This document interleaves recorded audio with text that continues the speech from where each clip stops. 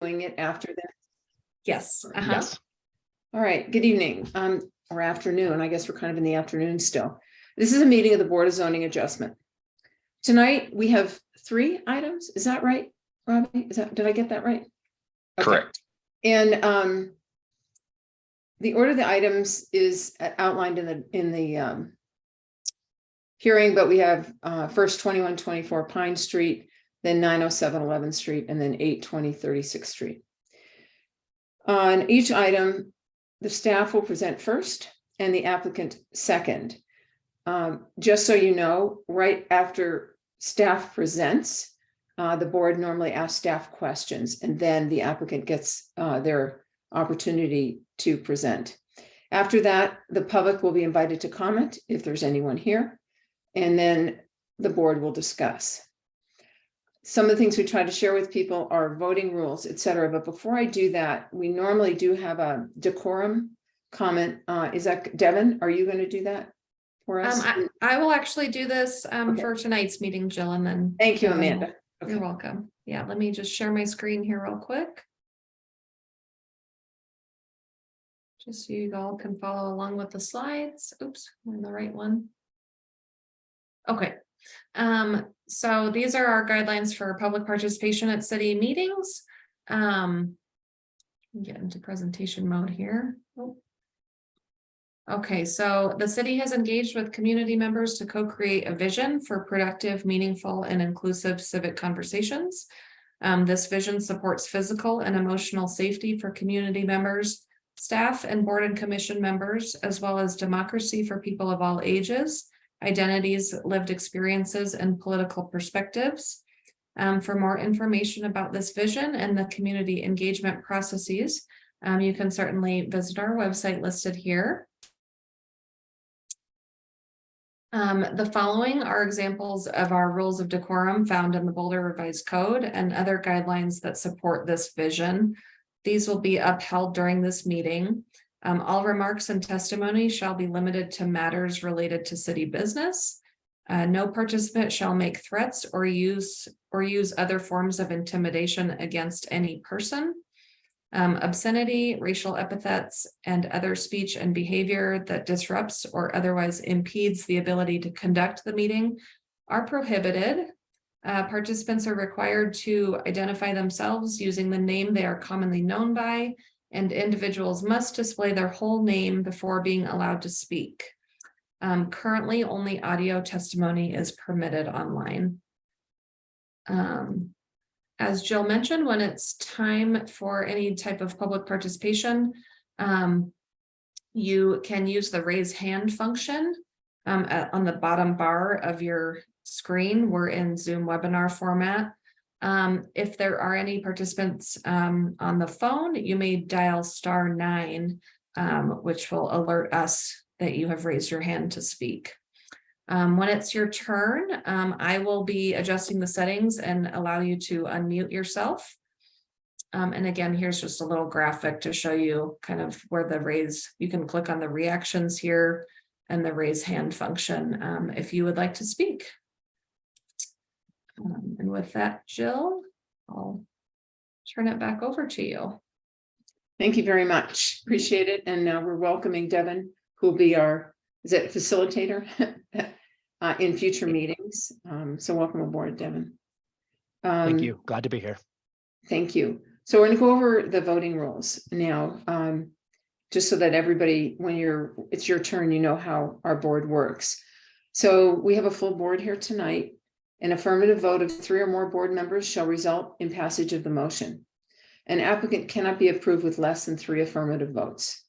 If the first vote taken on a motion to approve or deny an application results in a tie 2-2, the applicant shall be allowed a rehearing. A tie vote on any subsequent motion to approve or deny shall result in defeat of the motion and denial of the application. A vote of 2-1 or 1-2 on a motion shall in all respect be considered a tie. And for those of you that are presenting, we'll go through this at the time before we vote, and we'll kind of give you an idea of where things are going.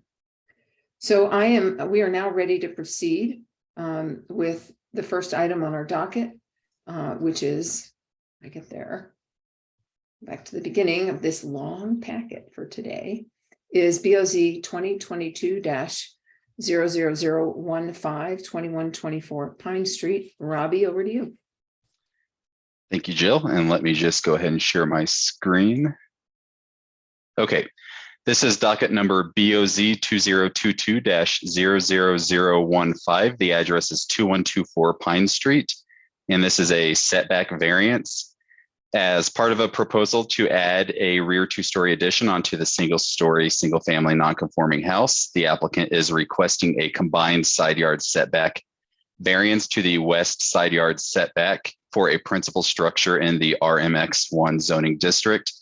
The resulting west setback will be approximately 5.7 feet taken from the closest point of the rear addition, where 8.6 feet is required, and where approximately 5.7 feet taken from the closest point of the house exists today. Section of the land use code to be modified, Boulder Revised Code, Section 971, Boulder Revised Code 1981. And up there on the screen, you have the location of the subject property, 2124 Pine Street. The front yard is up or north along Pine Street. And within the packet, the board, I'm sure you noticed that there were 2 letters of support, and that was from 2118 Pine Street and 2120 Pine Street, which are the 2 properties to the west, also the 2 properties that would be directly impacted by the combined side yard setback variance. And to the south of the property it's called the 21st Street Alley. It is an alley. And there up on the screen, you see the existing site conditions, as well as to the right, you see the survey plat that shows the existing, and down is the front of the property, in case that looks a little off. So to the upper portion where it says single family brick house, that's where the subject addition is going to be added onto the house pending tonight's decision. And then we have the existing conditions today. This is the single story, single family house, non-conforming house that is out there today. So what the board is considering tonight is, again, a setback variance for the new rear addition. And this is to meet the minimum combined side yard setback requirements. And this is a side or west setback variance for approximately 5.7 feet from the closest point, where 8.6 feet is required and 5.7 feet exists today. Up there on the screen, the front yard or Pine Street is up, and circled there in red, I have the subject side of the house. The single family homes are required to meet 2 different setback requirements. One is minimum setback, which is 5 feet. And then the other is combined setback, which is the total of both yards needs to add up to 15. We call that the zigzag rule. And I know that most of you, if not all of you, have dealt with the combined side yard requirements. So tonight, it is not a minimum setback variance. It is just the combined. That's why they're meeting 5 on both sides. So they're meeting the minimum. But because the east or right on the image setback is currently at 6.4 feet, the difference of 15 and 6.4 means that they have to have at least 8.6 feet on the west side. With that, they're proposing 5.7. So that's why it is a combined side yard setback variance and not a minimum. And then we also have, this was all provided within the application materials, we have the subject existing and proposed conditions, or the proposed conditions of both the main level and the upper level, as well as up there on the screen, you see the proposed elevations, architectural elevations for all sides of the house. And then the kind of darker area that denotes the addition to the house. And you can see on the lower right image, that is the west side of the house, the more impactful side of the house. And you can see the subject addition to the right of that image and to the right of the existing house. A little in the way of the zoning metrics, it is zoned RMX1. Lot size is just over 7,000 square feet, where 6,000 is the minimum for the zoning district. The maximum allowed building coverage for the property is 2451, and including the addition, the proposed building coverage comes in at about 2235, so under the maximum allowance. And for floor area, the maximum allowed floor area for the entire property is 3816. And with the addition, The proposed floor area is proposed at 2743. Both of these would be confirmed at time of building permit.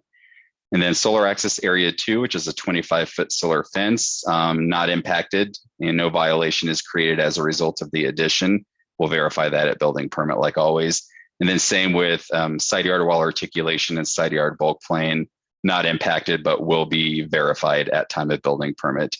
And then maximum height for the property is 35 feet. And with the addition, the proposed height is 29 foot 9 inches, about 10 feet above where it is today. And then a little way in the history, the house was built circa 1905. So the existing setback conditions were somewhat different than what we would see today, especially the combined setback requirements. With that being said, the applicant did respond to criterion H1 and H5, and that is what staff also reviewed when determining our recommendation. We are recommending support of the application as it has been presented by the application, considering the lot restrictions and the fact that it's not a minimum side yard setback, but one of the two combined setback requirements. We feel it is a minimal variance, relatively speaking, and would not negatively impact surrounding properties or the neighborhood or the character of the neighborhood. And then the two neighbors that would be directly impacted have written in with support, and that has been provided. So with that, staff is recommending support of the application as presented, and I can answer any questions if you have any. Thank you, Robbie. So who on the board has questions for Robbie?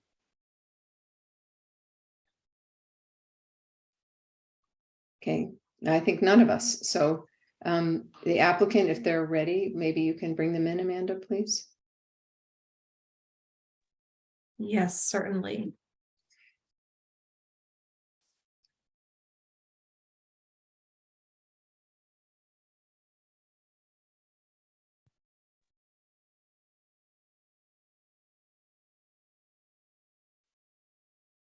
Hello, Hi. is Hollis here? Yes, sorry. Yes, and let me remind you, welcome to the meeting. Just before each of you speak, whoever's speaking, please state your name and your address for the record. Thank you. Hi, I'm Hollis Daniel, and this is my husband, Callum Waddle. Our existing address is 3197th Street, but 2124 is hopefully sooner than later our new address. Thank you. And then Yeah. who's going to speak? That it's just when you speak is when you introduce. So it's fine. Perfect. Whoever's going next, go for it. I was about to say, Hollis, if you want to go ahead. That's Okay. fine. Well, we're just saying, I mean, Robbie did a great job explaining all the things that we are requesting. We love this house. We've owned it for a little bit now, and I grew up in the Whittier neighborhood. So we're just trying to update this old, cool house. And the reason we're asking for that side setback is so that the addition doesn't look like a big mushroom in the back. We kind of want to keep it like a little bit more discreet on the side. And since the house is an L shape, fitting it in that side L is what we felt like made it modernized for our family and our two children, yet still sticking to the like ethos of the Whittier neighborhood. Thank you.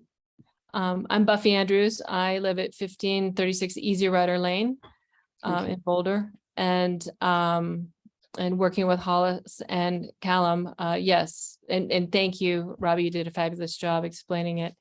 And so basically, we wanted to keep the footprint as compact as possible, and really use that nook to maximize the amount of area that we can get, but not spread it all the way across the site, as well as architecturally work within the historic nature of that building, which is such a neat building on Pine that we wanted, and the clients wanted to preserve the building itself and just work within its envelope that's already established.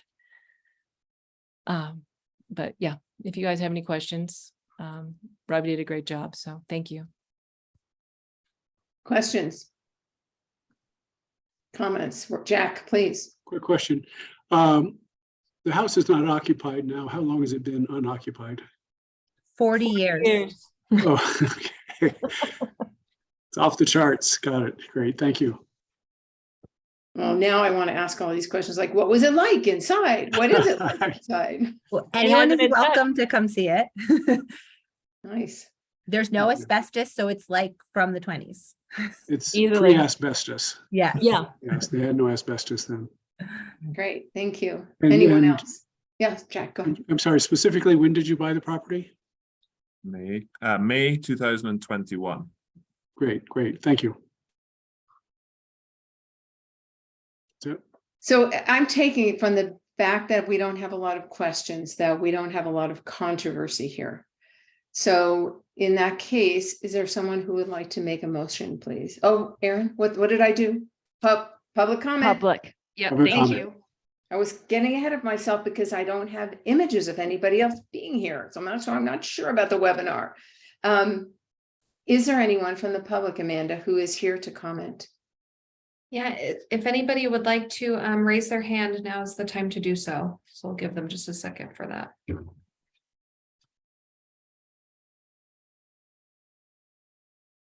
But there are only a couple of attendees on the list, so I'm not seeing any raised hands. All right, in that case, we tried to give you adequate time if you wanted to speak.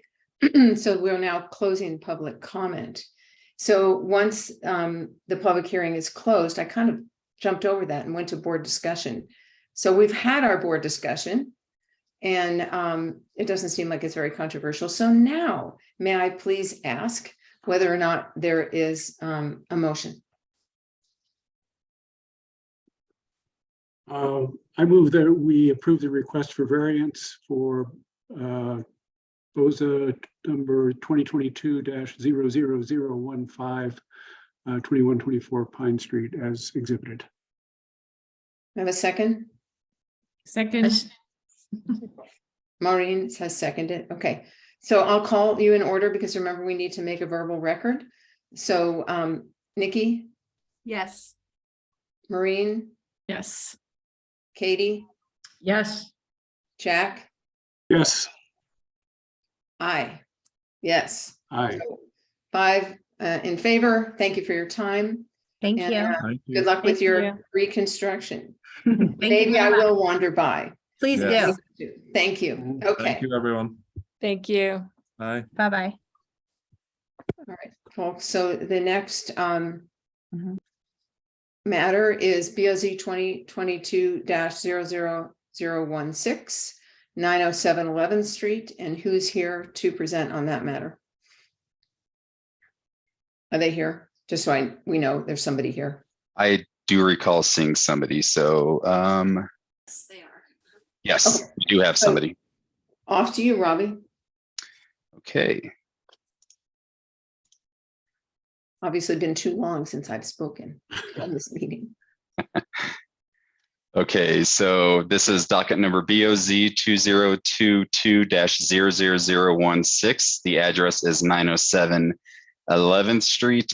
And this is a fence setback variance as part of a proposal to recognize and establish a portion of an existing fence along the south property line.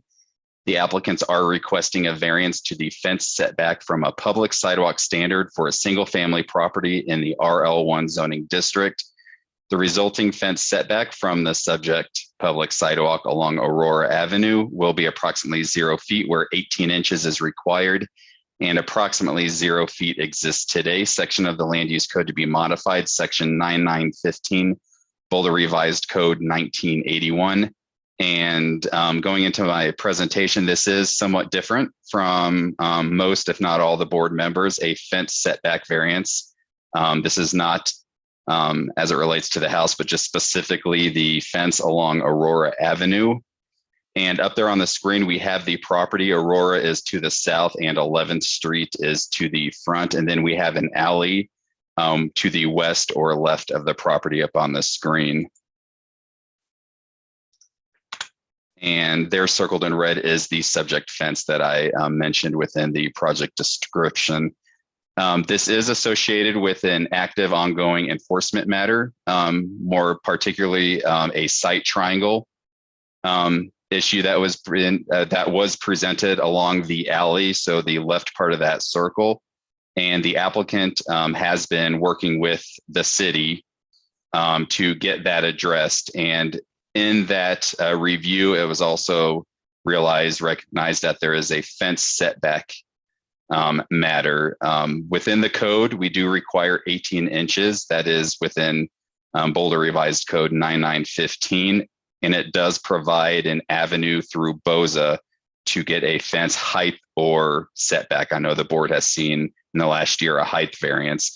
This is just a setback. And one of the reasons, or the reason for the 18 inches, is primarily transportation engineering and safety from public sidewalks, not having fences right up to them. But that being said, once, shoe doesn't fit all. So we do recognize that sometimes the 18 inches isn't possible or necessary.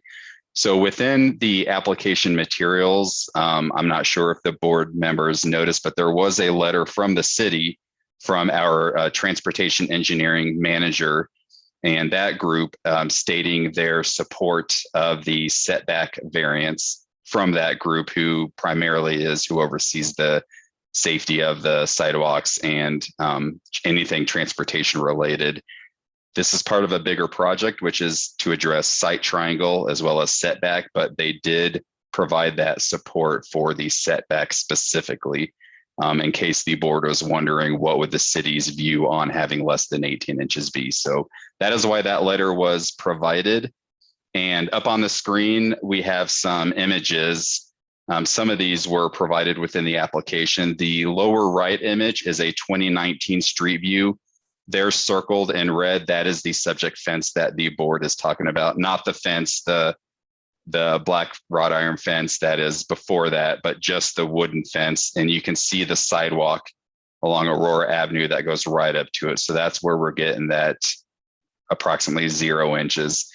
And then beyond that, closer to the alley, is where that 9 feet of fence will be modified to meet the site triangle requirements. But there is a portion of the fence that is proposed to remain, the majority of that fence that I have circled. And then also on the screen, I wanted to provide, this fence has been here for a while. It has gone through many iterations, but for the most part, it has been in this location at this height. I have a street view. The upper left image is a street view from 2007, which shows a different fence, but in the same location. And I can come back to these if needed. Also, there is permit history. There was a fence permitted back in 1998, and this was all detailed within the applicant's materials. And then also there were some fixing of the fences and all of that after 1998. So this fence has gone through lots of eyes and hands and even permits. Unfortunately, though, the 18 inches was not caught.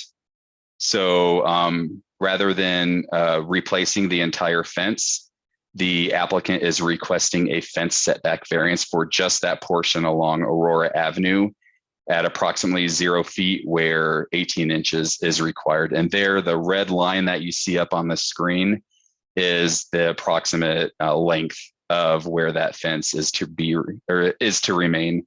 And then also, like I said, a portion of the fence around the northwest corner of the property, or right by the alley, will be reconstructed to meet the site triangle requirements. And that's going to be about a 9-foot span in each direction from the northwest corner of the house.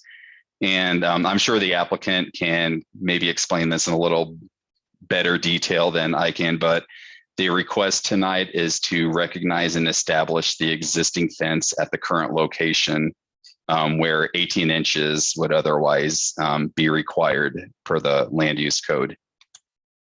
And that being said, there are no zoning metrics. There's no floor area setbacks to the house height, anything. So I kind of left that slide out for the sake of conversation. But when determining whether or not staff could support this, we use, just like the applicant, criterion H1A or H1 and H5. All things considered, this is an existing condition that has been in place for 20, if not more, years through multiple permits that the 18 inches was not recognized through those permits.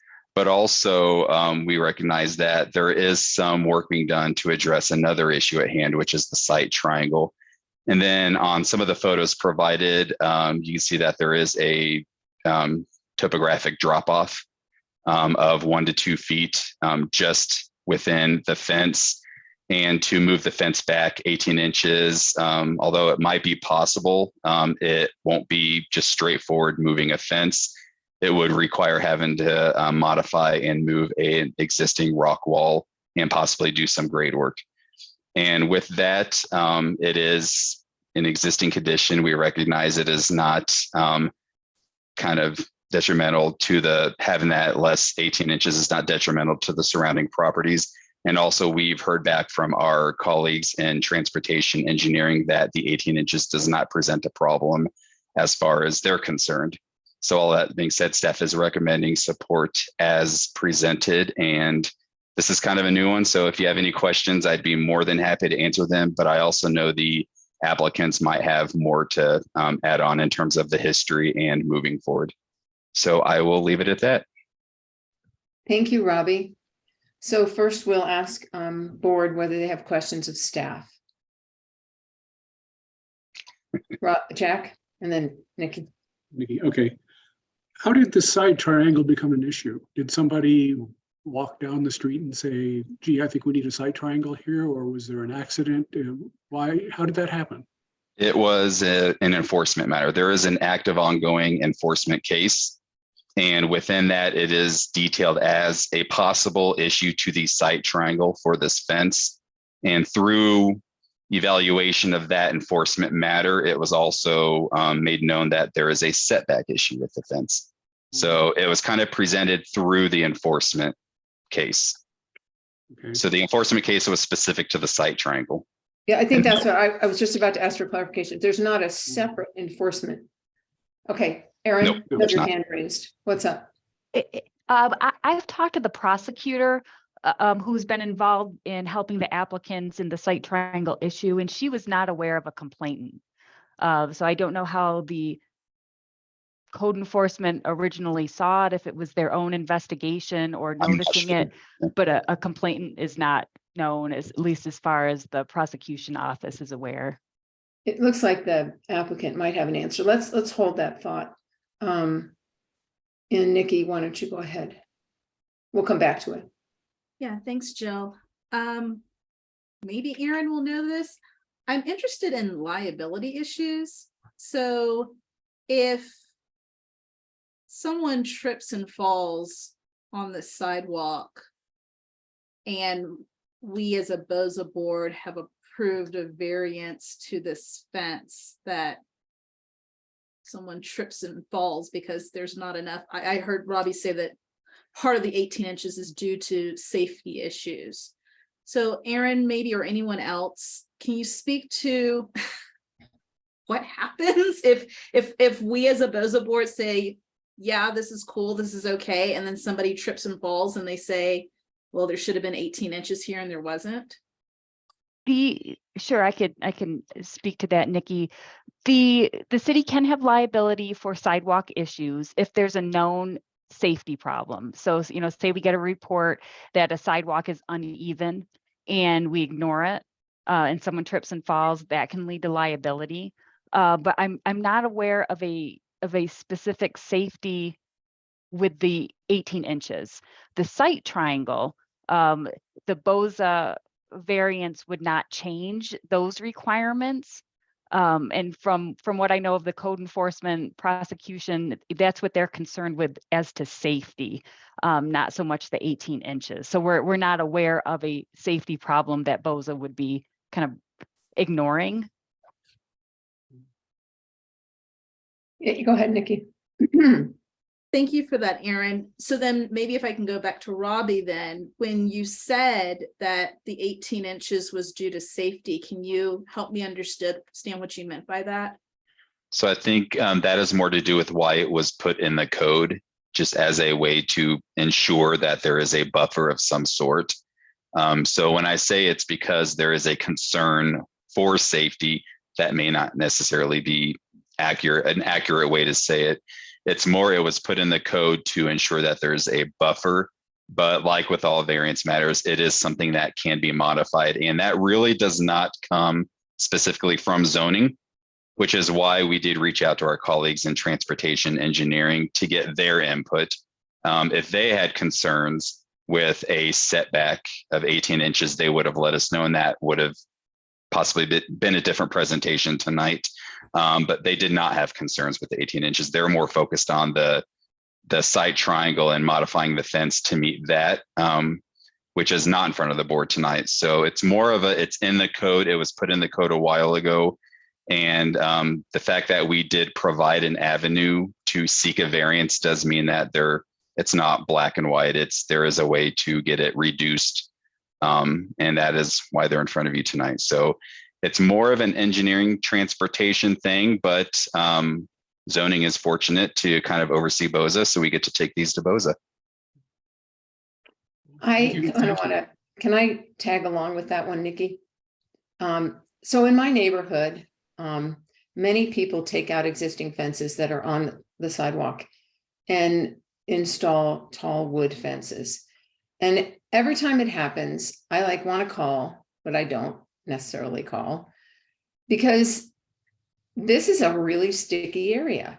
So what I've been told is that it has to do with, well, if you had a bicycle, right, and you're riding on the sidewalk and the fence is that close, you're likely to catch your handlebar. Well, technically, you're not supposed to be riding your bicycle on the sidewalk, I think, right? And so when I heard that explanation, at first I was like, yeah, right, that's what it is. And then I thought about it further and said, well, but you shouldn't be riding your bike. You might be pushing it, but you shouldn't be riding. And so I think in my mind, because Nikki, I'm kind of where you are. I was absolutely like, I don't really feel like I want to approve something that's pretty clear in the code, but the way Robbie's explaining it with they're giving a pathway to variance. Secondly, I wish my neighbors would have gone and gotten variances, because if they're supposed to pull a permit, it's this really complicated thing going on with the fence code, and it is not always logical. So this one is tricky, and I just want to say I feel the angst over, well, why is it there then? Why do we have 18 inches? Is it, and you can see if you walk on a sidewalk where the fence is right next to the sidewalk, you definitely feel more constrained. But okay, I mean, I don't have a good answer for it, but I'm just saying it's a mixed one. So do we have any other questions for Robbie from the board, or shall we let the applicant have their say? Thank you, Robbie. We obviously had to get our brains around this one, so appreciate it. Okay. So thanks, everybody. So is that, Amanda, can you let the applicant come in and? Yes, we have Jonathan with us.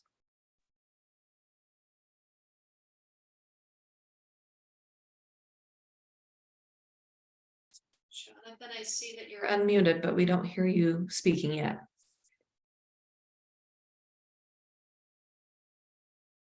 Does he have video? He's on the screen with us, but I don't see. He should be allowed. He's unmuted. You should be allowed. I don't see a video. I just have his name up there. Yeah. Oh, There he is. there he goes. Can you hear me? Yeah, there you go. Okay, great. Sorry. Apologies for that.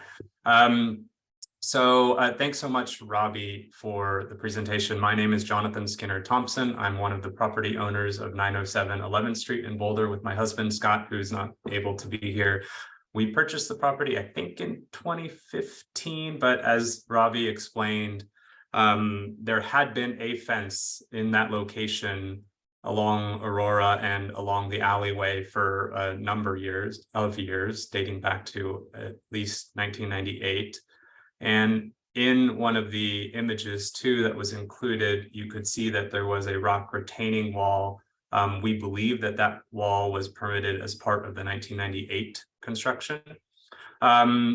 Sometime a handful of years ago now, there was some wind events, and then part of our fence was fell down. We replaced it. The people that we contracted with to replace it ended up cutting the stretch along Aurora. And so we had to rebuild that, and we put it in the same spot where it was, though a different style. My understanding, to get back to, I think, Jack's question, how this started as an enforcement action, my understanding is someone was walking around in the neighborhood and reported it to the enforcement team, which led to the investigation. It was at least reported to me initially with respect to the site triangle. Through some discussions, it was then raised that, or at least identified, that there was the 18-inch setback issue as well. And so we've been in discussions with the city's attorney's office and with various folks in the city to resolve the issues. And so what we're requesting today, as Robbie notes, and you can see it in one of the diagrams that we attached with our application, that we're not requesting a variance of the 18-inch setback for the entire stretch of the existing fence. We're planning to address the site triangle issue that was raised. So there will be 9 feet from the corner of the alleyway where there will be no fence, or at least we'll draw a triangle there so that that will be unobstructed to address the safety concerns that the city had identified. But we would request, or are requesting, that the 18-inch setback requirement for the remaining portion of the wooden fence, that we be granted a variance for that, in light of the reasons that we included in our application and that were highlighted by Robbie, pertaining to kind of the unusual situations with the rock wall and the drop off, et cetera. So I'd be more than happy to address any questions that you have. Does anyone have questions for the applicant? Okay. Do we have any citizen comment on the application? We have a couple of attendees. If you would like to participate in public comment, now's your time. If you'd like to raise your hand.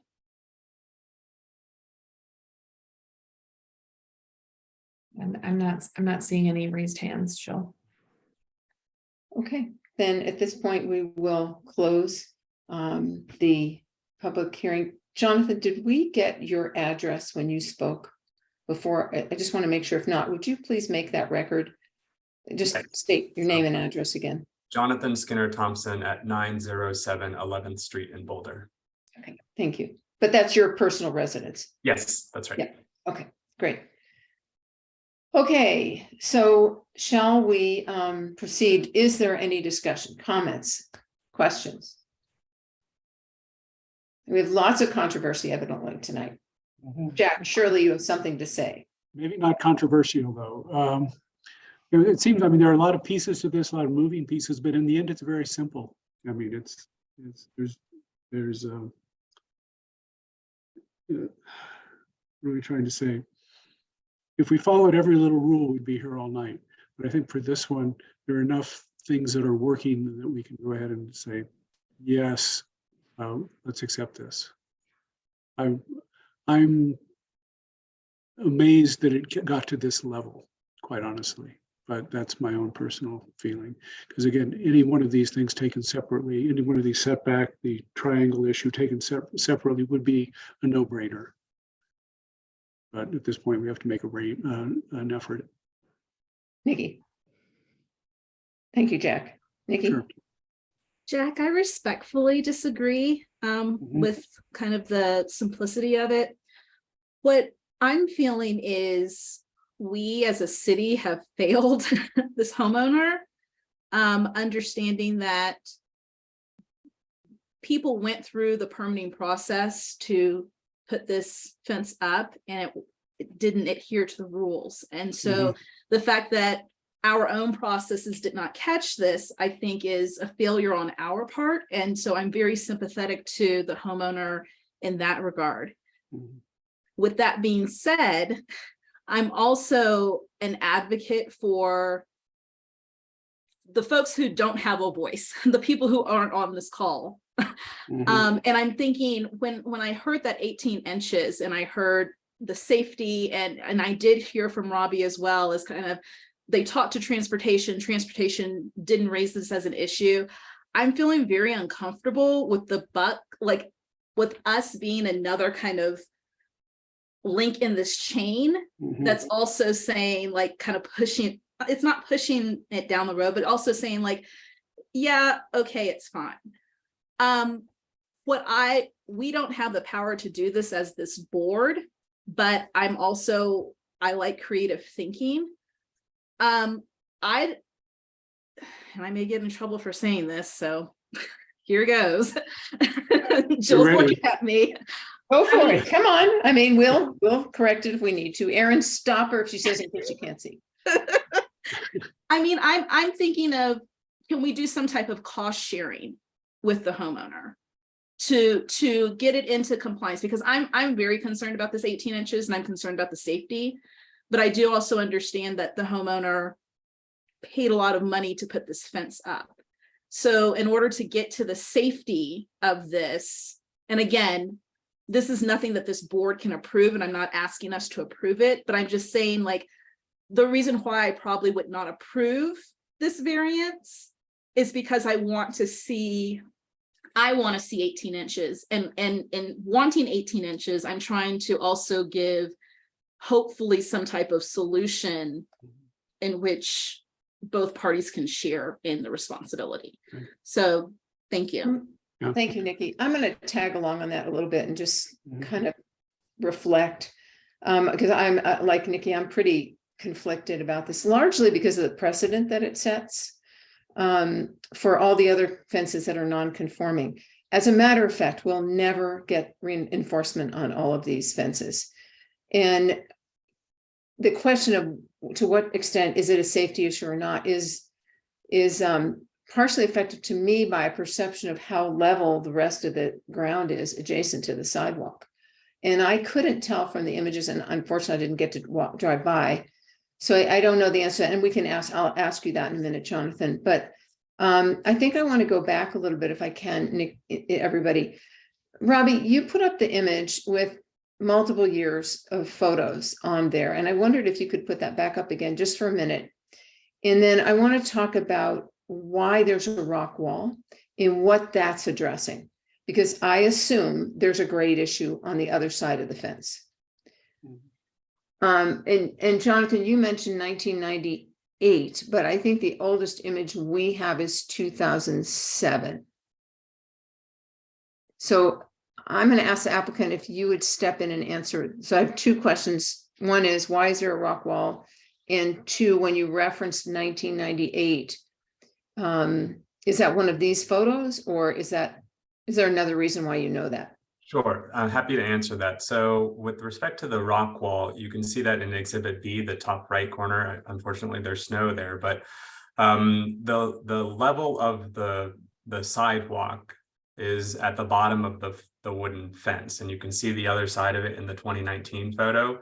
On the other side of that fence, of course, there's about a 2-foot drop off into where our yard is.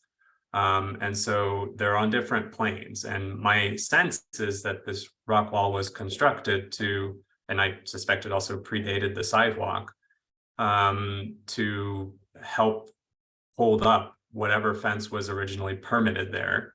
The 1998 date is the first permit that we were able to find for a 6-foot fence and retaining wall. And that's the one that was referenced in one of Robbie's other slides here. Of course, we don't have a photo of that. We're not able to confirm with any images. We also didn't purchase the property until after 2015. So even the 2007 photo, that predates us as well.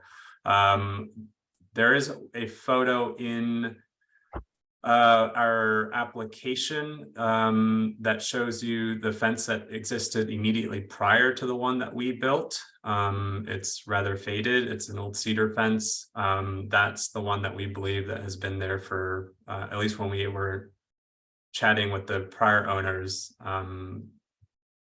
We think that was about 20 or so years, but we're not exactly sure. We can't confirm that. So does that answer both of your questions? It answers my questions. Thank you. Sure. And you could drop that screen share. Hold on one second. So I think one of the things, if we were all together, if you guys imagine, I don't think you can see my cursor, but Robbie, if you ran a cursor along the fence line from the, and all the way back to the end of the fence, you can actually sort of see that there's grade change back here. And so I think that I'm going to be comfortable approving this variance because I think the existing site conditions are such that there's really no other option. Short of moving that fence, rebuilding the retaining wall, creating the situation when I can walk down the street, and Nikki, come on by and I'll show you. There's like 10 non-complying fences in my neighborhood where everything's flat. So I think that for me, I'm going to be comfortable with this, but I do appreciate your concerns, Nikki, and I think that that this is another one of those rules where people end up probably saying things like, why do we have this? Can we be more clear why we have this? Aaron, did you have a comment for us? Because I got a little message on here, but I didn't see the message. I believe the exhibit that shows the prior fence is Exhibit F, that the applicant referenced if anyone has access to that. And I don't know if in 1998 the 18 inches was a requirement, or if that's something that changed subsequent to the fence being built. Yeah, and the tricky part with Exhibit F, if you look at that one, is that you can't see the condition on the other side of the fence. So you can see there's a retaining wall, and Robbie, was the 18-inch not a code requirement in 1998? I unfortunately cannot speak to when exactly that came into establishment. Sorry. Yeah, so that would be another question. There's always the option to get the answers to our questions and address this, 30 days from now at the next meeting, if that would make people more comfortable. I don't know how other people feel about it, so we might want to do a little bit of polling of the board. Obviously Nikki and I are a bit divided on this one, struggling. And certainly, let me say from my standpoint, I don't want to create a precedent where the board says it's okay to have a fence at 18 inches, unless that's really the reasonable solution. We have a pathway to a variance, whatever language you use in the motion or whatever will be of record, Aaron. I want it to reflect the fact that site conditions are certainly a major reason why we would approve this, and such that it's not a, hey, everybody, go for it. The city's no longer enforcing the 18-inch setback rule. Does that make sense? Okay. I can't agree. I mean, you think if we work backwards from the 1998 permit, a permit was issued, and did the issuing party choose to not enforce the 18-inch setback, or did they overlook it? We don't know the answer to that. So in a sense, I'm falling back to it's in place. The amount of effort to redo it is a little bit more than we'd like to do. And I understand the worry about liability. For me, that's a smaller issue. Yeah, I think that's what I'm saying too, is that we have a non-conforming condition that was permitted. Yeah, Katie. Usually they're not permitted. That's right. Then we have a little more leeway, but when they're permitted, it's kind of like that's the way it was. Robbie, you want to say something? Katie wants to say something. Jonathan wants to say something. Okay, I don't know who was first. So let me go with Katie because I saw her first.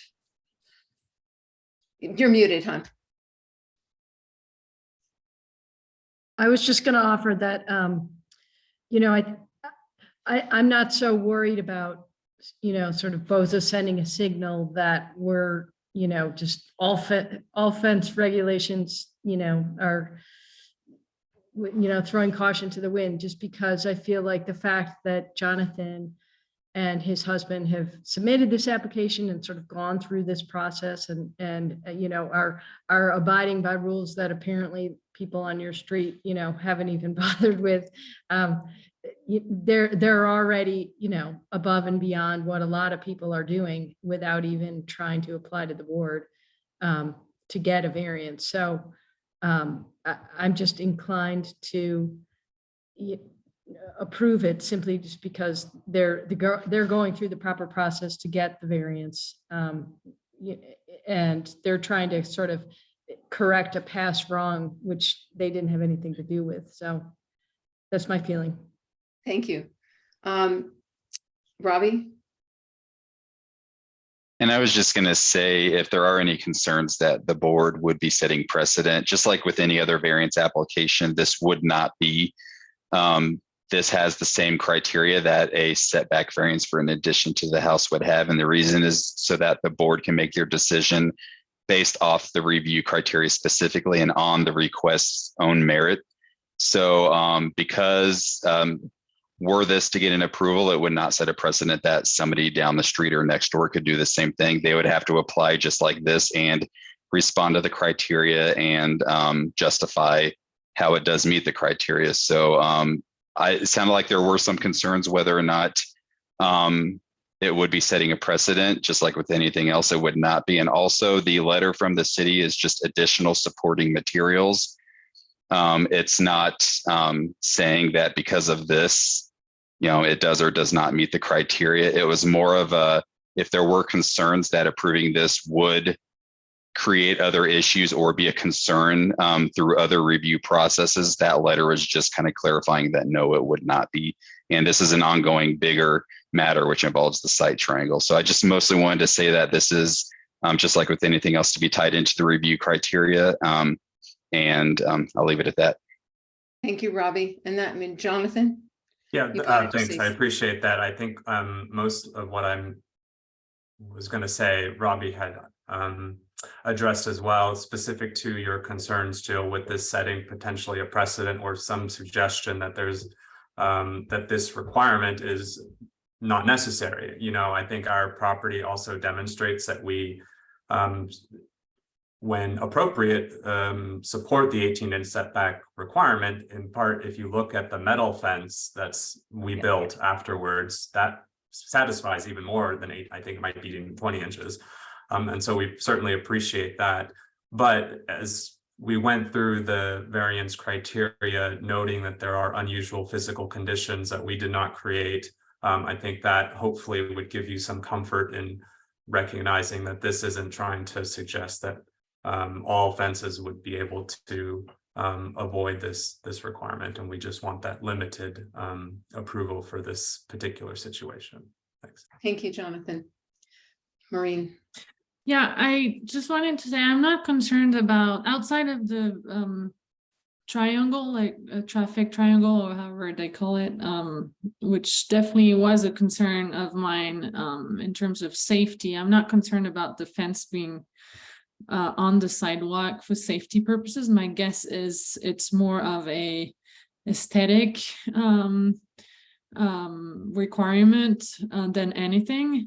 I would have to disagree with Nikki when she asks that we not about cost sharing, but about rebuilding the fence. I think we also need to be careful in terms of using resources that we don't need to when in times that everything, like we don't want to create additional waste if we don't have to. However, I think we can probably approve and say that when the time comes that the fence needs to be rebuilt, it should be rebuilt within that 18 inches requirement or something like this. Okay, I'm going to disagree with you. So I would be approving this on the basis of physical site conditions that make it, just as they've outlined in their application, that make it difficult for them, if not impossible, to build that fence accordingly. And I believe that those site conditions, so that's under 9-2-3-H, where there's unusual physical circumstances or conditions, including irregularity. And the topography in this case is such that if we were out there there's a drop off there and somebody built a retaining wall so that sidewalk wouldn't fall down. But the grade is below it and going off in that direction. At least that's what I see. Am I right about that? Yeah, thanks, Jonathan. So that part I have to disagree with. I don't think we can in the future require somebody to do anything any differently. This fence will have to be replaced. It's the sad nature of wood fences. They actually don't last that long. Obviously, it's been replaced now. This is what appears to be the third time the fence has been replaced. Yes, Erin. And similar to structures, the variance would be for this fence to be constructed. So if this fence was removed, just like if a building was removed, the variance goes away and an applicant would have to come back for a new variance. So in a way, that's addressed just by the nature of variances. So I think that Replace, have to be clear. replacement Yeah, would Yeah. require a permit. Repair or replacement would require not only a permit, but a variance as well. I don't believe repair would, if it's still, you're repairing a couple of the panels or something like that. But if the whole fence was removed, and Robbie, correct me if I'm wrong, but in that case, I think a new permit would be required. Is that correct, Robbie? Well, if it's just a replacement of panels, no, there's nothing that needs to be done. But even up to, I think any fence over 6 feet requires a permit, but anything under would not, even though you still have to meet the fence setback and height standards.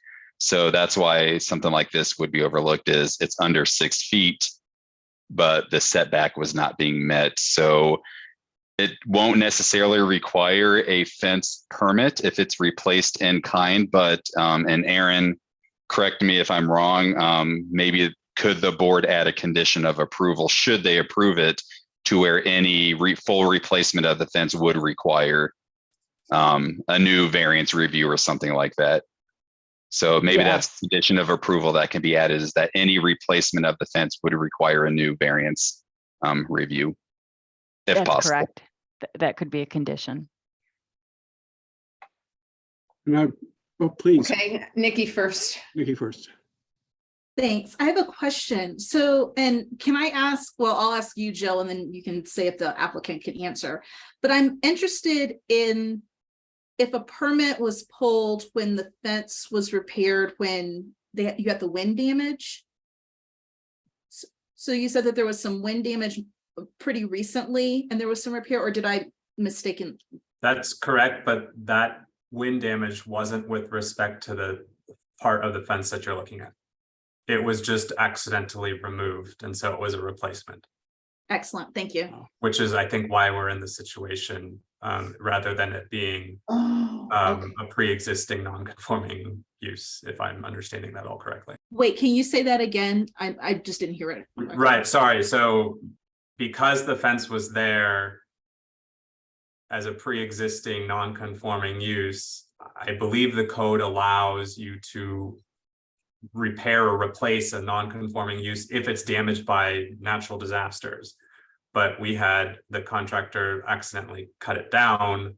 That wouldn't allow us to rely on that provision. And so it's a new fence. Wait, hold on.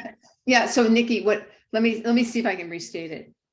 And I think he says it in his application, that this portion of the fence for which they, and I don't know how much of it, Jonathan, you could clarify that, but a contractor without permission of the owner removed the existing fence. That required them, when it was rebuilt, maybe, I assume the site triangle wasn't there before either, right?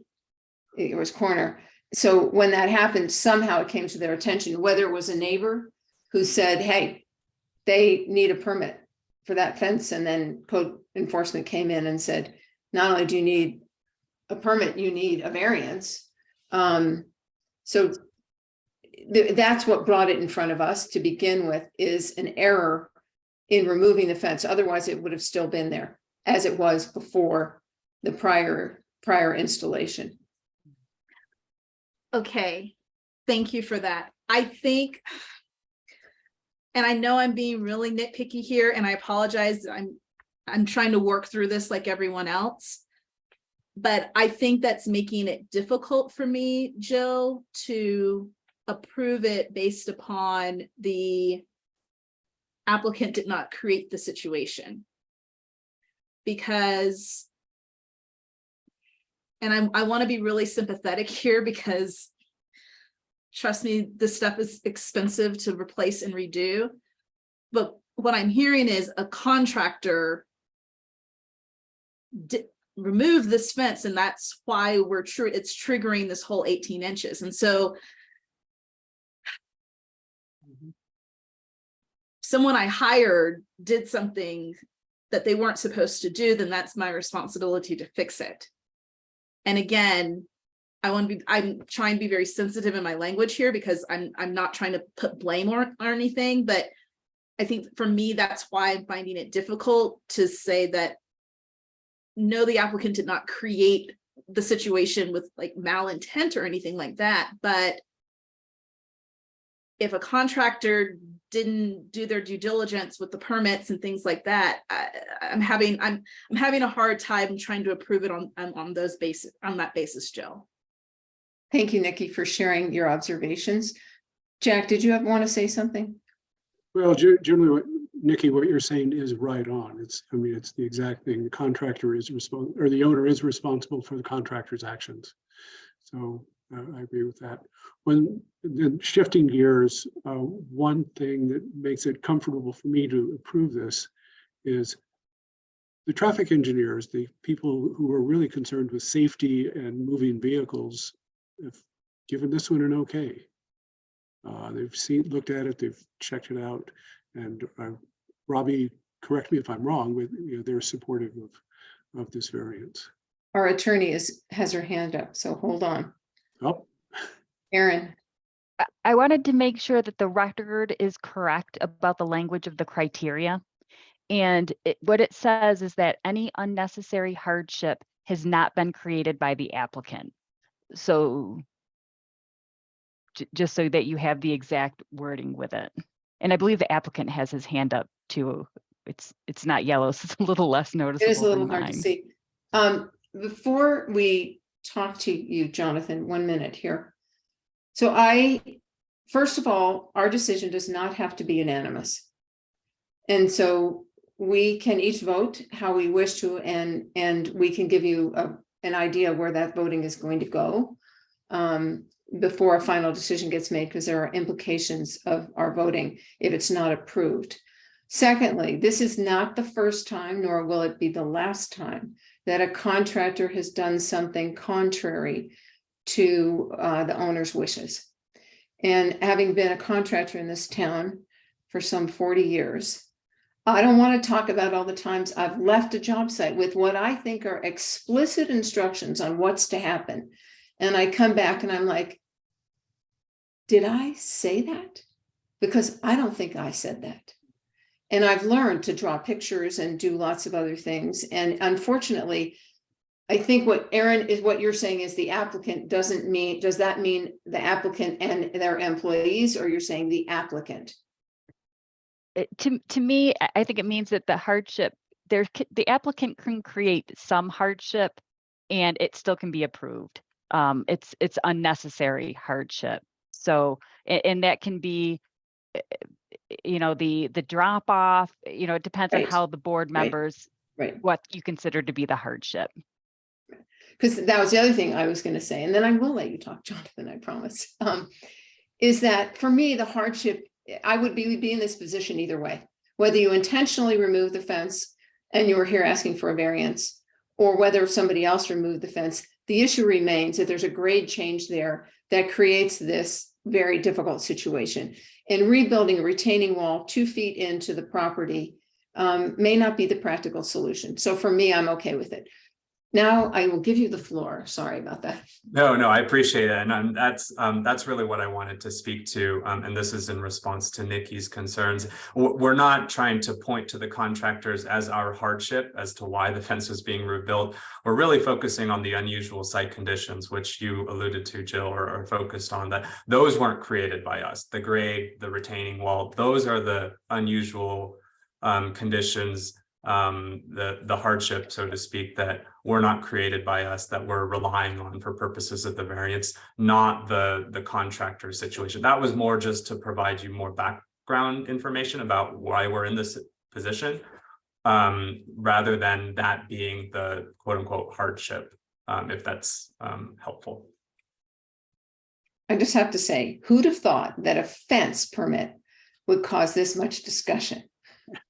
So, at this point, I'd like to have a straw poll so that Jonathan has an idea where we're going in case it's not going to be approved, in which case he might have a decision to make.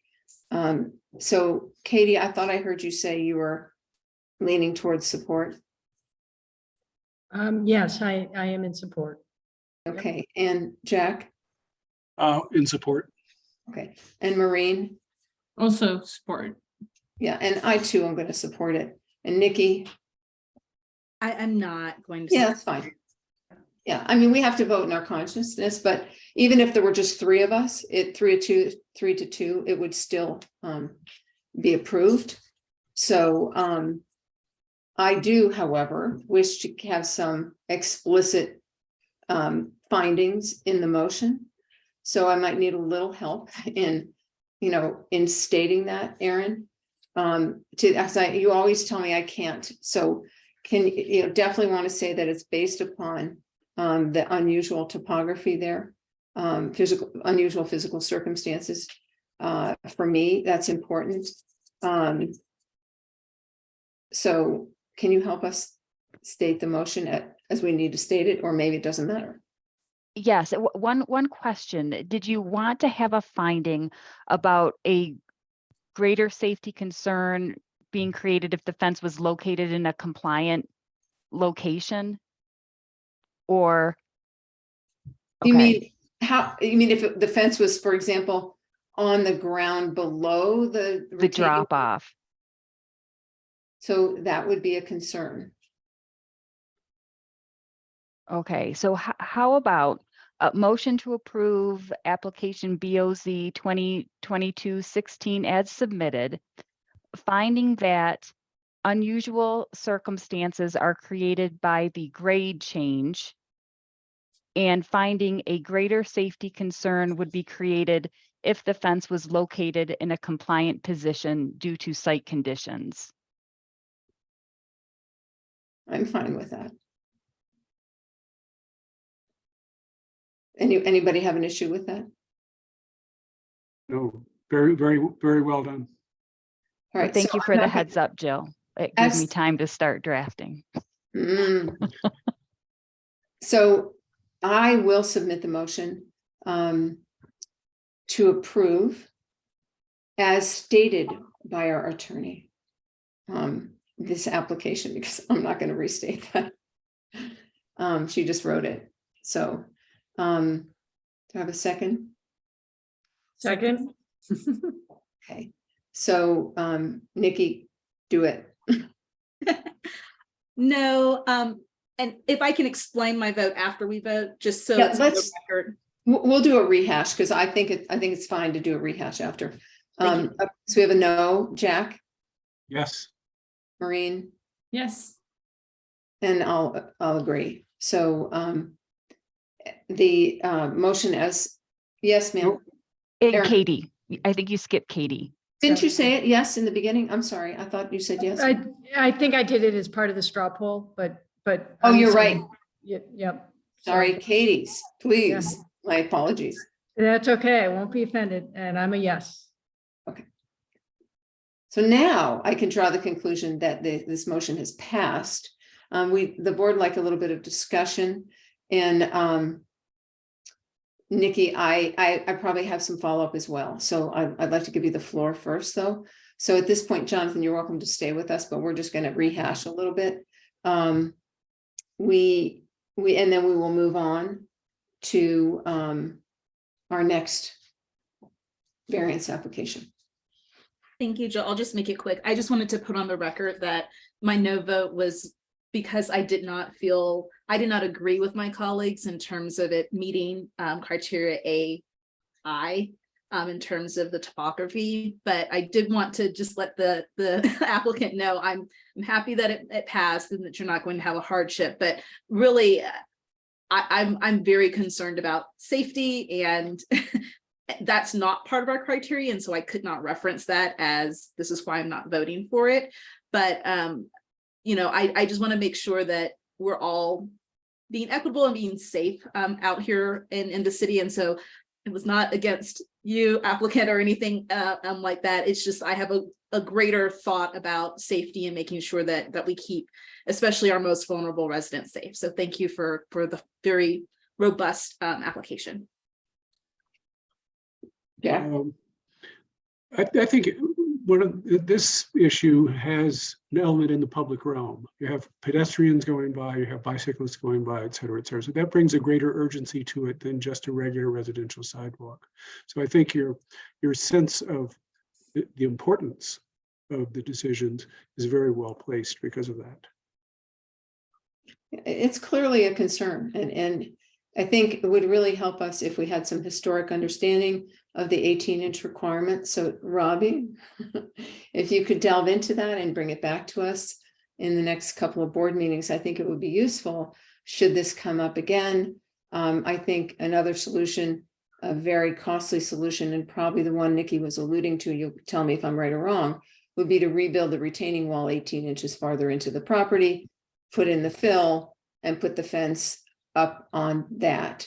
And this would probably create a significant financial burden for the homeowner that I've definitely seen. We've had a couple of them, like some have had code enforcement on them. Some people who said, nope, they didn't do anything. And another place where we literally, there was a building permit out, they built the sidewalk, they replaced the fence where it was, and ultimately was put 12 and a half feet deeper on the lot. But then they just took they really don't have to rebuild everything. They just reset the posts and attach the fence that they'd already built.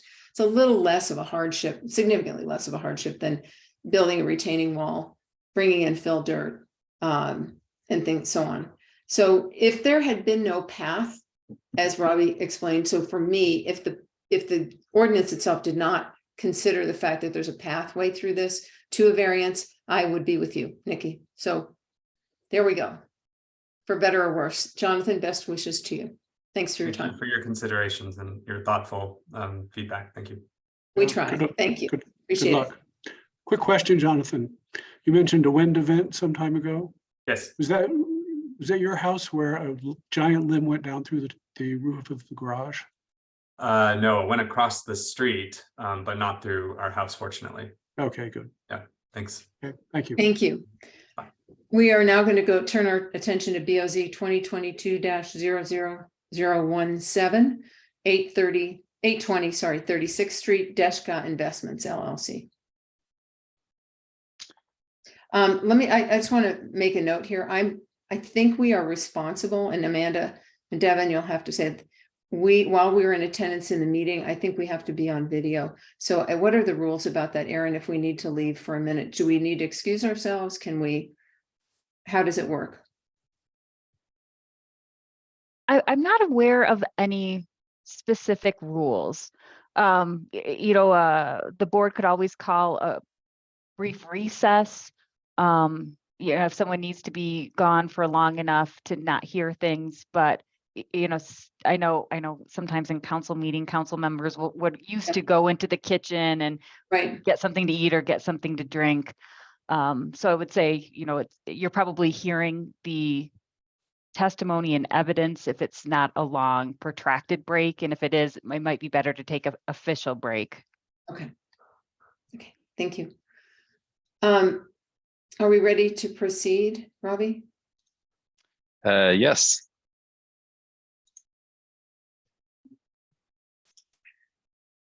Okay, and this is docket number BOZ 2022-00017.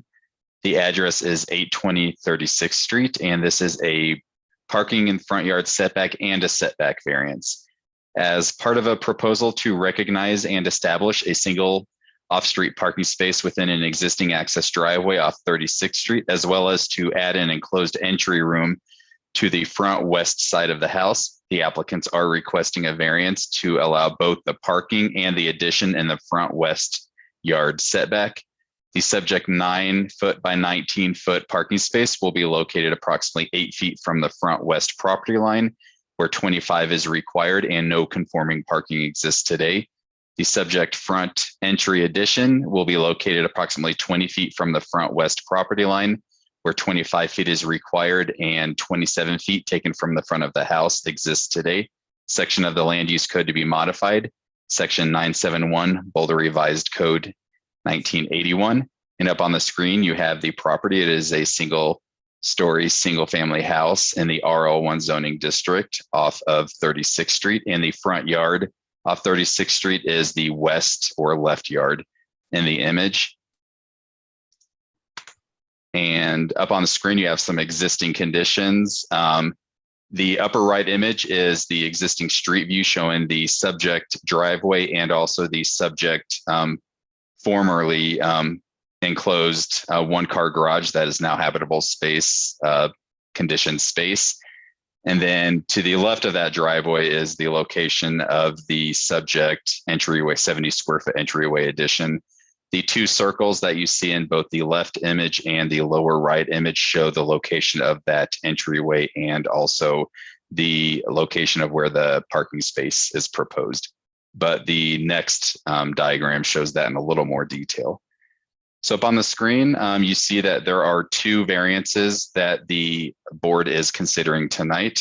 The first is a setback variance, and I'll just go based off how I put it on the image above. The first is a setback variance for a front entryway addition, and that is a front west setback for approximately 20 feet where 25 feet is required and 27 feet exists today. The subject 70 square foot entryway addition has been denoted on the site plan, and you see that blue box, that is the 70 square feet. And then I also placed a red line, that is where that 20-foot markers is located. So that's the most it's going to encroach into the front yard setback. And just below that is the second variance item that the board is considering this evening. And that is a parking setback variance to establish parking with access off 36th Street within the front yard setback. And that is a front west setback of approximately 8 feet. And that is taken from the west extent of the subject parking space where 25 feet is required and no conforming parking exists today. And the red line that I placed over where the parking space is, that is where that 8 feet is being taken. So that's where the 19-foot stall will end, essentially, pending the decision of the board tonight. So those are the two variance items that the board's looking at this evening. There is also, as a part of the bigger picture, a rear addition being constructed to the back of the house that is not in requiring any sort of a variance. It will go through the building permit process just like anything else, but it does not require a variance. So it's not within the items being considered by the board this evening, but it is shown on the site plan. So I just wanted to clarify that in case there were any questions. And then within the application, some existing and conditions. You see the existing main floor and the roof plan, also showing where the demolition of the roof will be taking place as a part of the overall addition to both the front and back. And then we have the proposed floor plan as well as the proposed roof plan showing that front entry. It's labeled as front porch, but it is not a front porch. It is just an addition. It's conditioned and it does not meet our porch standards because it is enclosed. So if it does say front porch, it's not a front porch. And then we also have some architectural elevations showing the proposed front and side, as well as the proposed rear and other side, the south side of the house shown. And then I circled where that front entryway would be. And I can go back to any of these if the board needs to look at them again. A little in the way of some zoning metrics. It is zoned RL1 and it is a 7,000 square foot lot where 7,000 is required. The maximum allowed building coverage for the property is around 2,450, and including the additions, they're proposing around 1,880. And when it comes to building coverage, the maximum allowed And I'm sorry, I said that in reverse. That first part was the actual building coverage, and this part is the floor area. The maximum allowed floor area is 3,500 square feet, and including the proposed additions, it will come in at about 1,880 square feet. It's a one-story house, so the coverage and the floor area are basically the same thing because there's no upper floor. And then solar access area 1, not impacted due to the scope of work proposed, especially the front entryway addition. And then same with side yard wall articulation and bulk plane, not impacted. All of this will be confirmed at time of building permit. And then building height is currently at 14 feet and there is no change, and the maximum allowed is 35 feet. And the house was built circa 1961. And at some point in the past, and the applicant might be able to go into this in a little more detail, there was an existing attached one-car garage, and you could see that in the existing floor plans that prior to the current owner was converted to living space, conditioned space. So there is currently no conforming parking on this property. And in order to move forward with certain projects and to allow for certain permits, a property owner does have to show compliance with the parking standards. So that being said, because there are two variances being considered tonight, there are two different groups of criteria that the board is going to consider. Because this is a parking in the front yard setback variance that relates to a previously converted garage that the property used to have, they do qualify to respond to criterion 923J, which is specific to converted garages no longer providing parking for the site. So for the parking element specifically, the board should consider criterion 923J 1 through 7, and that is what the applicant did respond to. And I can leave this up on the screen when the board gets to that if they want to. And then jumping to the other variance item, the board will consider the typical H1 and H5, and that is specific to the front entryway, the 70 square foot addition encroaching into the setback. So specific, I'm going to go back one slide. Specific to the parking setback variance, staff is in support of the application as it has been presented using criterion 923J 1 through 7. It meets the zoning district. It was a conversion that was done. We don't know an exact year that I know of, but it was done quite a while ago. And the current property owner was not responsible for the conversion, and all of this was detailed within the application.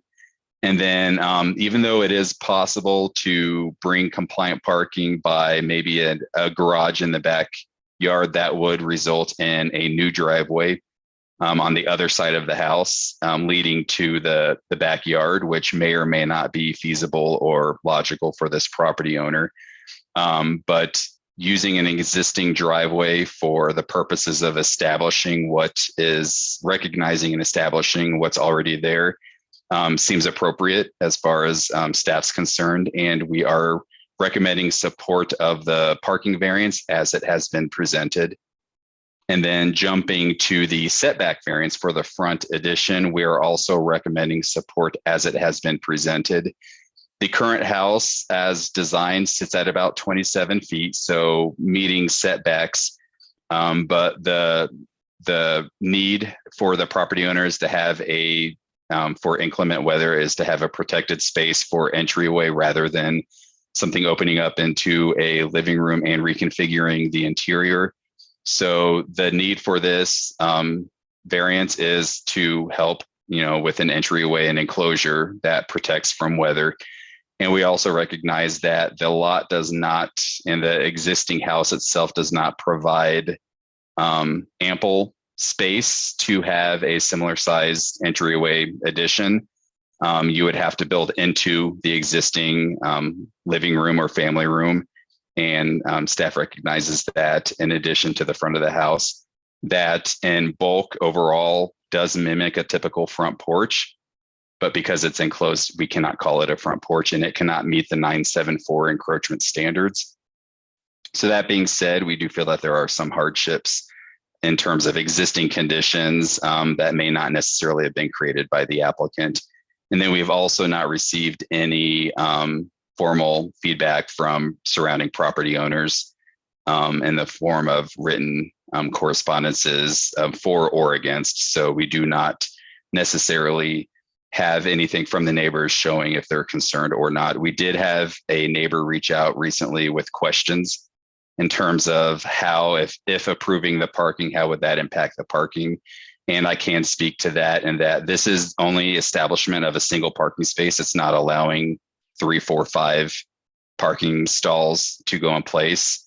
And this would just be establishing the one single parking space, and then you could therefore park behind it, as we do allow in our parking standards. So the board would not be approving any more than one single conforming parking space for this property. And I can kind of clarify that a little more if anybody needs. So with that being said, staff is recommending support as it's been presented for both the parking as well as the front entryway setback variance.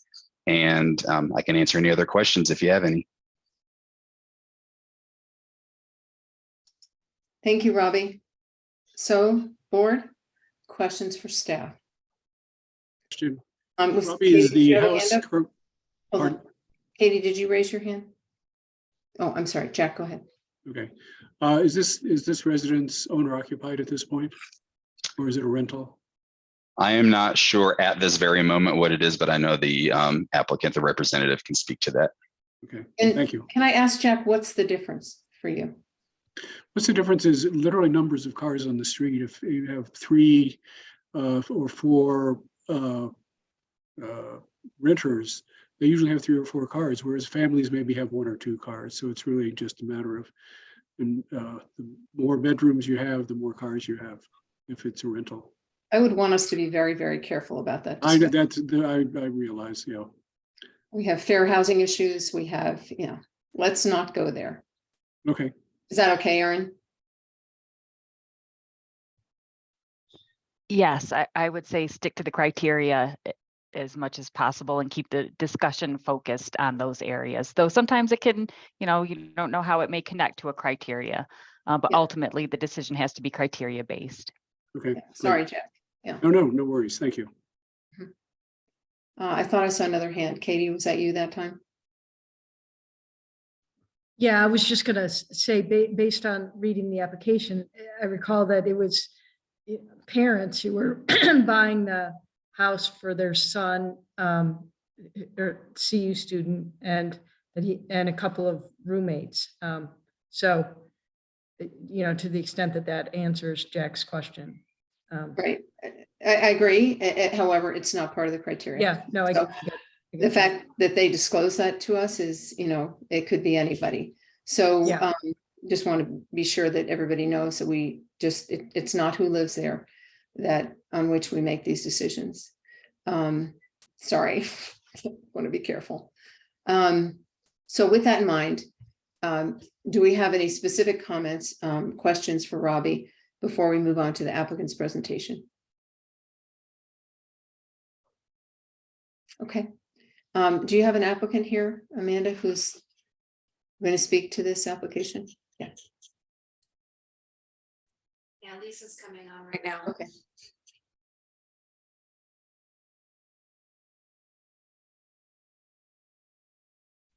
Lisa, you should be able to unmute. Hi there, this is Lisa Maurer. Oh, there we are. Hi, thank you Hi. for taking the time. Can you hear me okay? Yeah, hi, Lisa. Just when you state your name for the record, please also state your address where you live, please. Absolutely. My name is Lisa Maurer. I'm the owner and the registered agent of Deshka Investments, which is the family LLC that we purchased this property under. The property is at 820 36th Street in Boulder.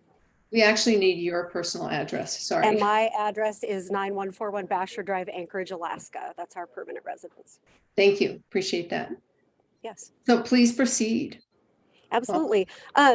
Robbie did an excellent job summarizing our case. I just wanted to reiterate that our main concern is just recognizing and establishing the single parking space in the existing driveway. So we're not talking about building anything additional to accommodate parking. The driveway and the parking current parking location was as is in front of the enclosed garage, which was done at least 2 owners ago.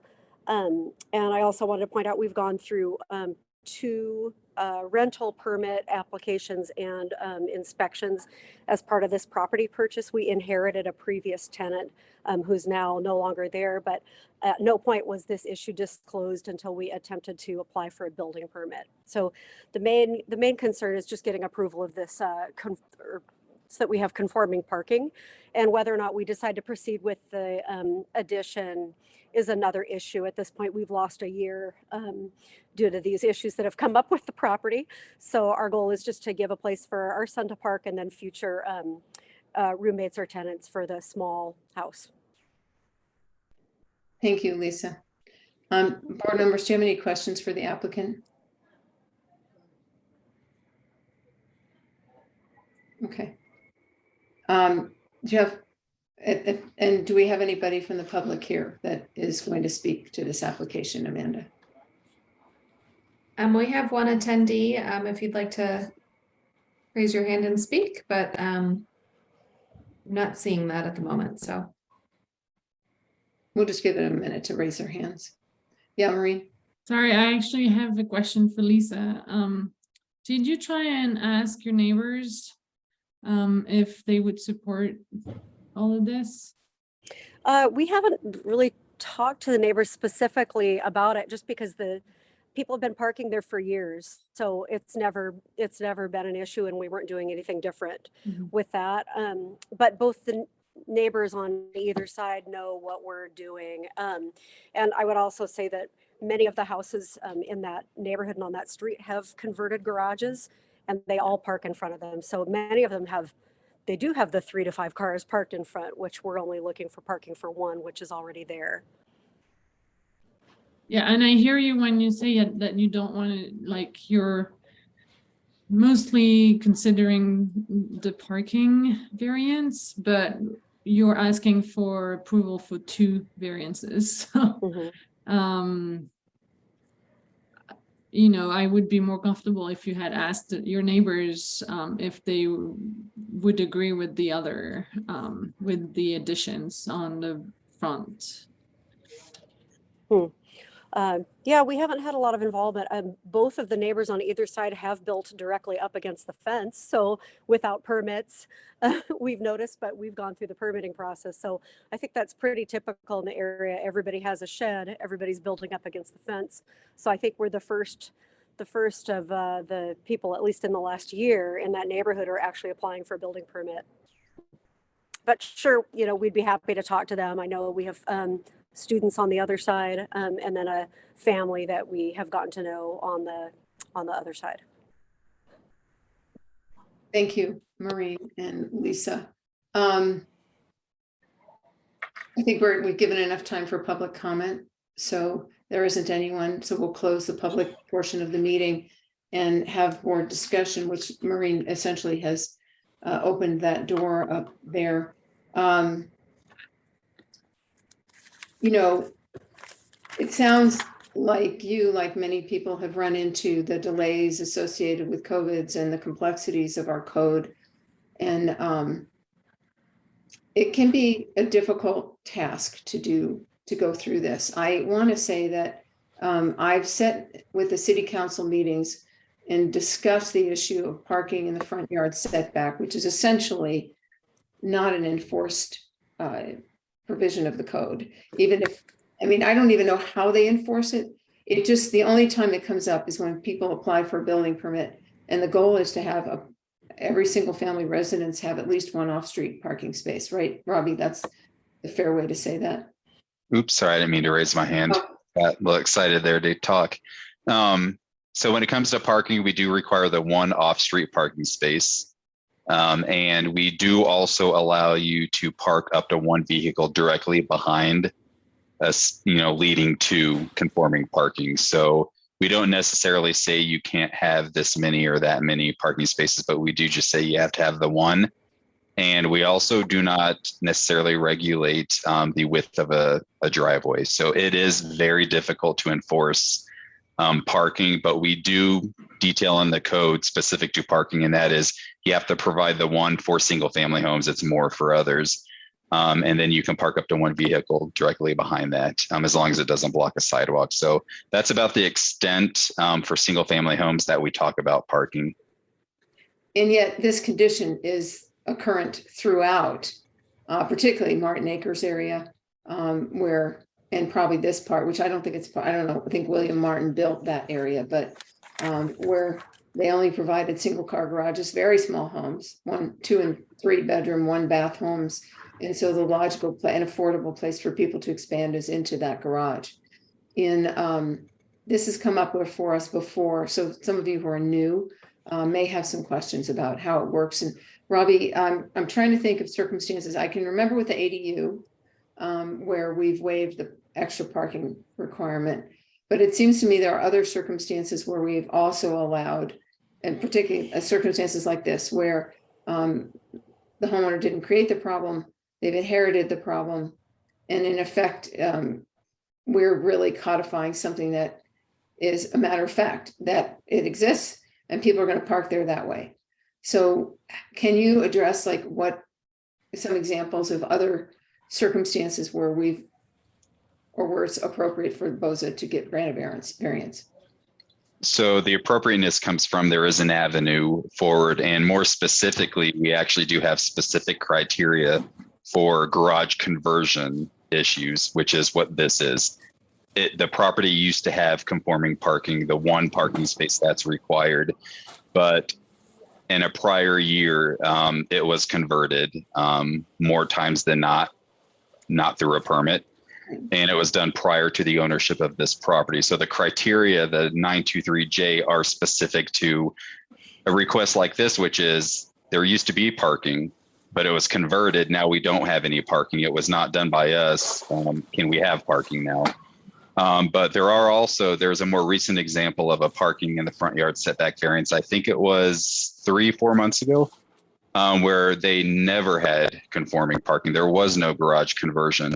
So they actually did not use the 923J criteria. They used the standard 971 or 923 setback variance, because we do regulate parking within our setback standards as well. So that one was comparable because it was a parking variance, but it's different because it did not involve the conversion of a garage. So there is a more recent, to get back to your question, Jill, there are more recent examples of the board considering parking, but this one's even different because it's specific to a garage conversion that was done without a permit and prior to the current ownership. They have been granted. The one that was 3-4 months ago? Is that the one we didn't grant? No, it was granted. It was granted. Okay. All right. I know there's one we didn't grant, but was a while back. Think of that, yeah. Okay. Any comments, questions? Nothing? Yes, Nikki. Just a quick comment, Robbie, for the J, does it have to satisfy all 7 or just one of the 7? Yep. So it says, I'll just go ahead and read the code. It says variances for parking spaces and front yard setbacks. The BOZA may grant a variance to the 996 parking standards to allow the required parking space to be located within the front yard setback if it finds that the application satisfies all of the following requirements. So that's J1 through 7. Thank you, Robbie. All right. Well, now I got to get J1 through 7 up here so I can see it. Thank you, Nikki. This is in the application, right? Yes, and their response, I believe, has the actual criteria. If not, I can put it back up on the screen. Why don't you put it up on screen, just because I have their response here and on my screen, I can just go through that verbally if you put J1 through 7 up. And there you go. Okay, so their response was it was originally built in an RL1 zoning district. It originally had a carport, a garage, which we are aware of. The garage was converted prior to the owner's occupation, evidently prior to January 2005. The owner wasn't responsible. Parking space cannot be reasonably placed anywhere else within the existing buildings. Yep. Restoring it would result in significant economic hardship, clearly. And then I think the important one for me is that it's not less than 9 feet or 16 feet in width, or 16 feet in width, or 19 feet in length. No more than 16 feet in width. Okay. Yeah, so that, thank you. I think that we've reviewed that J1 through 7. You can drop that, Robbie, I think. So with that, with the enclosed porch, as small as these homes are, does anybody have any questions or concerns about that part? I think at this point, the homeowner is indicating the higher priority for them is the parking space, because it's possible that they won't go forward. So I guess my question is, are you saying you're not going to proceed? Because typically people are going to come here and tell us what they want. You've applied for 2 variances and you have a building permit possibility, but maybe your son's going to be finished with school before you decide to do this. Maybe you won't keep the house. But you don't have to tell us that. You can just leave the application as is. And Erin, maybe I don't want to walk in a path that is problematic. I just want to be clear with her that I'm getting a bit of an ambivalent message. And yeah. I think it's good to clarify that there are still 2 different variances moving forward, and then the board could take one component, vote on that, and then take the other component, vote on that, if the owner would like to pursue both of those. So Lisa, you have your hand up. Robbie, you have your hand up. Who wants to go first? Robbie, go ahead. Okay, and also want to make it clear, there is actually an ongoing building permit in place. So there is, and it was, I don't know if it was caught through that building permit. I don't know. It may have been caught by me. I don't know. But there is an active building permit for the overall project. And I think, and I don't want to speak for Lisa, but I believe it was more, the board does have the ability to separate out the variances within an application. So the priority was to get that parking. But the application does include, and the request is for both of them overall. But I think what Lisa was saying was there's a priority on one versus the other because they just want to make it habitable. Okay, so I think on that basis, Lisa, I'll let you talk if you want to add something, but I'd say let's deal with parking and then we'll deal with the porch. If that's okay with everybody, unless everybody's in favor of both, in which case we can just do both of them. I'm okay with both of them. I don't need a lot of discussion about the entryway personally. But how about other people? I'm okay with both. I'm okay with both. Okay. So I don't think we need to belabor it. I mean, I think we just need a motion. Lisa, do you want to say something else, or is that good for you? No, if you don't need further explanation, we just didn't recognize how much resistance there would be to the addition component, but the priority is parking. But we'd like to proceed with the plan. We have a lot of resources into the plan so far. It's just gotten inconvenient at this point because now the house is inhabited and we don't want to inconvenience the boys. So. Okay, so can I get a motion, please? I'll make a motion to approve both. Okay. Great. Can you state, so there's this fancy way that Erin likes us to say it. Yeah. The number of the, and it's BOZ 2022-00017.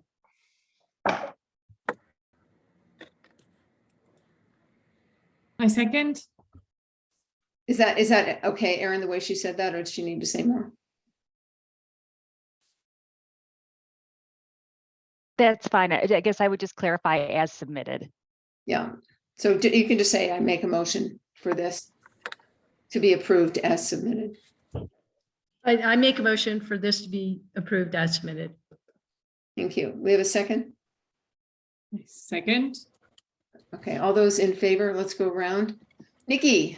Yes. Jack? Yes. Maureen? Yes. Katie, Yes. me, yes. Go forth and build. Good luck to you. Thank you very much. Appreciate it. You're welcome. Thanks for all your work. Appreciate it. Thank you. All right, we've now already had a long board meeting and we still have matters from the attorney on our table, folks. So does anybody need a break? We good to keep plowing through? Okay. So who's first? First, Well, I mean, we have matters from planning and matters from the attorney. So I'm just, because I know I got an email from you, Aaron, about, I've gotten several emails about the red line version, which we're supposed to do something about, which I'm sure like everybody else, we're kind of busy and barely got to look at. So where are we? So yeah, if we want to take matters from the city attorney first, what's been proposed are an update to the BOZA and BOBA rules. The biggest change is to incorporate hybrid and virtual attendance. In the past, attendance has had to be in person, and this clarifies that attendance by a board member includes virtual. When we move to a hybrid situation, you know, if board members can come in through Zoom or they can be in person, and it kind of just it keeps the options open for how board members can appear. It also clarifies some of the continuance language. And so these are the same updates that we've been working on, I think, for at least a year now. So the PDF in the packet, I don't know if it was just my system viewing it, but I couldn't see the red lines. I could see marks on the side showing where changes had been made, but I didn't see like strike through and additions. And so the version that I emailed is in Word and it shows all the changes. We don't have a certain deadline that we have to do this by. So if anyone needs more time to go through it, we can have conversation tonight or questions and kind of keep moving it down or making changes as long as we need to. I mean, I read it before. I see it's similar and I'm okay with it. How about other people? I'm okay with it. I did get the red print, so that seemed to work. Only question I had really going through it, is this document meant for applicants as well as board members? Correct. It would be a public document, you know, one for the board to use in knowing what to do and how things are run, but also for, you know, an applicant or a potential applicant to look at and understand how the board operates. So it would be a public city document. So Robbie, is this a document you share with applicants? No, not as a part of my pre-application process. If they ask for it, I could. Some of this is what I talk about when I talk about voting. That the 3-2 is coming from this document, but it's in our notes. I mean, it's something that Cindy, our previous fearless leader, has provided to me and to everybody who acts as chair. So I don't know if it would change what we say there. Those actually need to be edited, Devin. I'll say that to you. There's a number of typos in there. It's called the BOZA meeting outline. So you may get that. And Amanda, you guys might take a look at that. And just because in some places, especially if you're reading, I mean, I've been doing this for a long time, but I'm not likely to be the chair again. So I think it'd be nice to clean those up. I'm happy to look at that if you send me a Word document. But anyway, irrelevant to that. The question is, can we make a motion on this for these rules to be approved so that we can take it off the docket? Or do we want to delay it? Team? I'd make a motion to approve it. Everybody else agree? Head nods. We can do this. Okay, great. So Katie has made a motion to approve the rules as provided to us and the rule changes as provided to us by our attorney, Aaron Poe. Can I have a second, please? Second. Second. Okay, all those in favor? Nikki? Yes. Jack? Yes. Maureen? Yes. Katie? Yes. And me, yeah, aye, Jill. Okay, well, moving on. Was there another order of business from you, Aaron? No, but what I will do is send out a clean copy, Jill, for you to sign as chair, and then Okay. we'll distribute that new updated version to all the board members so that you have them for the December meeting. Thank you all very much. This has been a project, I think really that started before the pandemic. So thank you all for your input on it. It's great to, I think it will be good for applicants. It's something we can link to from the BOZA webpage too. But yeah, thank you very much. It was definitely time for some updates. And I'm just so you know, I'm out of town for the next week. So if you need it signed, you Okay. need to send it with DocuSign because I'm not going to be in a position. Okay, to we can wait till process. you get back. Thank you. Thank you. Mhm. Robbie, do you have anything? No, and just to kind of go back to Jack, do we provide this to the applicants? We don't, but this does guide the language that we put within the application in terms of a message to the applicants, which is something that's on the application form. So we don't give them the detailed information like this, but it does guide our message to them as a part of the pre-meeting process. So I didn't want to flat out say, no, we don't want to show this to them. It's just, we typically don't. So I don't want to delve on that too much, but we do, it does guide the message, definitely. And then going back to anything else from staff, this is one of those rare times where the application deadline for the next month's meeting isn't until next week, the second Monday of the month. So I don't have anything in terms of, are we going to have a December meeting? But I can tell you that I know of at least one that has been submitted. So it appears we are going to have a meeting. It would be great if everybody can attend. I know it's the holidays, so if you cannot, for whatever reason, just let us know as soon as possible. If not, I would love to see everybody for the December 13th meeting, and it does appear we are going to have one virtually. Yeah, I was going to say, can we continue to meet virtually? It sounds like we can if we choose, even if there's a time when we start to gather again, Aaron. The rules are going to allow us to have that choice. Yes, as individual members, as long as the secretary has the technology and can support it, which I don't see changing anytime soon. As long as we have all those Zoom licenses and can make that work, that's another option for board members. I'm getting pretty housebound, so. I don't know about the rest of you, but driving and parking is just much easier. Okay, anybody from the board have anything they want to bring up before we adjourn? I do have an issue with my EchoPass. I don't know if this is the right time to talk about it. It doesn't work anymore. I went to RTD. They told me that I needed to have a new card printed, and I don't know who I should ask. And I want to know this because I'm getting on a bus tomorrow using my pass. Yeah, so my pass just doesn't work when I scan it on the bus. Well, I believe Human Resources takes care of all of that, so I can certainly email them and let them know that it's not working. When did Yeah, your and I pass don't- stop? I'm sorry? When did it stop working? I don't know. The last few times I took the bus, it didn't work. Typically when I had to make it the first time, I asked Cindy and she did it for me. So Yeah, I'll message them, Maureen, thank you. see what we can get figured out. Yeah, I think the city has to provide a form to RTD or something like this. Or to Yeah. me, and I can go to RTD, something like this. I don't. Okay, yeah, I'll follow up on that. Thank you. Let you know, sure. And Thank you. And Jill, I apologize, I missed this, but we missed a step with just approving the August meeting minutes. Oh, right. Yeah. Well, we're not done yet. We can still do Okay. it. No problem. Feel like I read those minutes and we talked about it and then you made that one edit. Yes, and apologies, I did get your edit, but I was having trouble with the website this afternoon, so All right.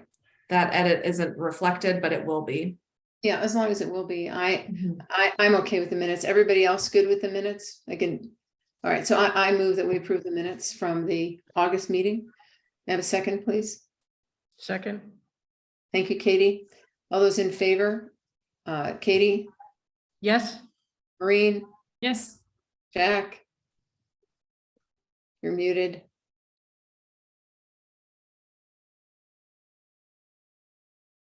Aye. Thank you, Nikki, Yes. and me, yes. So with that, are we finished? Okay, thanks, everybody. Appreciate your Okay. time. See you all in Thank you. December. thank Thank you. Thank Yeah. you. Thank you Thanks all for very joining. much. Karen. Have a good night. Bye. Aye. Good Good night.